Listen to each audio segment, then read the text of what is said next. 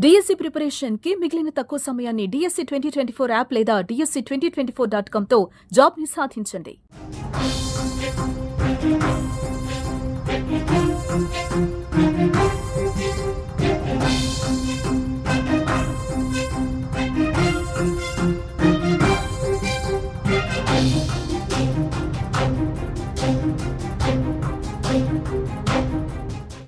కుక్కతోక వంకర అన్నట్టు పాకిస్తాన్ బుద్ధి కూడా అంతే వంకర. అబద్ధాలు, మాట మీద నిలబడకపోవడం, కుట్రలు, కుతంత్రాలు ఇవే పాక్ నైజం. సీజ్ ఫైర్ తర్వాత ఆ దేశం ప్రగల్భాలు, కారుకూతలు చూస్తుంటే నవ్వొస్తోంది. యుద్ధం గెలిచామని ఆ దేశ ప్రధాని ప్రకటించుకోగా పాక్ ప్రజలు సంబరపడిపోయారు. ఇప్పుడు ఏకంగా పాకిస్తాన్ ఆర్మీ ప్రతినిధి అహ్మద్ అరీఫ్ భారీగా డైలాగ్స్ కొడుతున్నాడు. సీజ్ ఫైర్ కోసం పాకిస్తాన్ అభ్యర్థించలేదని ఇండియానే బ్రతిమాలిందంటూ ప్రగల్భాలు పలుకుతున్నాడు.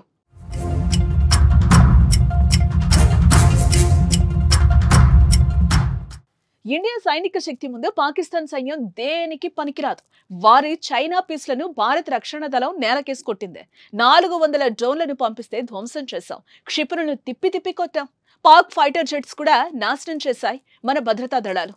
కానీ మన దాడులను ఒక్కటి కూడా పాక్ అడ్డుకోలేకపోయింది. ప్రధాన నగరాలన్నీ మన ఆయుధాలు టచ్ చేసి బాంబులు వేసొచ్చాయి. కరాచీ పోర్టుతో పాటు 4 ఎయిర్ బేస్లను కూడా ధ్వంసం చేశాయి.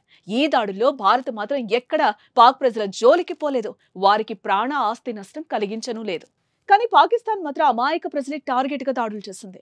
సరిహద్దు ప్రజల ఇంటిపైకి బాంబులు వదిలారు. వారి ప్రాణాలు తీశారు. చివరికి భారత్ దాడులు తట్టుకోలేమని తేలిపోయిన పాకిస్తాన్ అమెరికా సాయంతో ఇండియాను సీజ్ ఫైర్ కొప్పించింది. కానీ ఇప్పుడు మాత్రం మేము ఒప్పుకోలేదు, తామే బతింలాడారు అంటూ అబద్ధాలను అల్లేస్తోంది.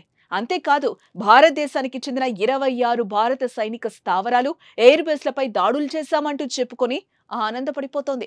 బ్రహ్మోస్ క్షిపణి స్టోరేజ్ ఫెసిలిటీని కూడా పాక్ ధ్వంసం చేసిందని అహ్మద్ అరీఫ్ చౌదరి అన్నారు. Let me say it very clearly and put it on record. Pakistan never requested. The fact of the matter is that on the night of 6th and 7th May, once those ghastly and cowardly attacks were made, the Indians requested after those attacks. And Pakistan gave a very clear response that we will communicate back only after we have given the response that this and retribution that this act deserves.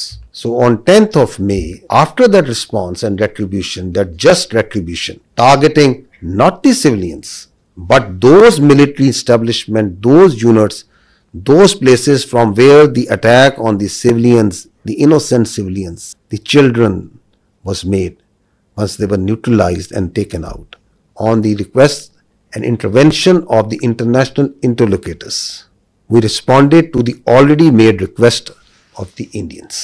ఇది పాకిస్తాన్ బుద్ధి. ఇలా ప్రవర్తించడం ఆ దేశానికి ఏం కొత్త కాదు కదా. ప్రజలు వారిపై తిరుగుబావుట ఎగరవేస్తారనే భయంతో ఇలా అబద్ధాలు చెప్పి వారిని నమ్మిస్తోంది. సీజ్ ఫైర్ తర్వాత కూడా ఆ దేశం నిబంధనలను ఉల్లంఘించింది. మరోసారి అలా చేస్తే మాత్రం భారత దళాలు ఆ దేశానికి వెళ్లి ఆ సైన్యాన్ని మట్టుబెడతాయి. POK స్వాధీనం కూడా చేసుకుంటామని మోదీ స్ట్రాంగ్ వార్నింగ్ ఇచ్చారు. తోక జాడిస్తే మాత్రం కట్ చేయడానికి భారత్ సిద్ధంగా ఉంది. మరి కవ్వించి పతనమైపోతారో లేదా ఒళ్ళు దగ్గర పెట్టుకుని జాగ్రత్తగా ఉంటారో చూడాలి మనం కూడా. And if you see publicly, what's on the public record? What I have shown you just now. What was the public position of the Ministry of Defence of the Indian Armed Forces? Who was asking for non-escalation once the just retribution of Pakistan Armed Forces have gone? So I think the record publicly, the facts speak for themselves. You want me to make public that what strategy are we going to adopt? For any threat, anything that they can pose, posture, your armed forces are always vigilant and ready. We have proved it on ground multiple times. We can prove it. So, and we don't respond, and we are not here for a response that what they said, and so it's not that what they said that I have to say.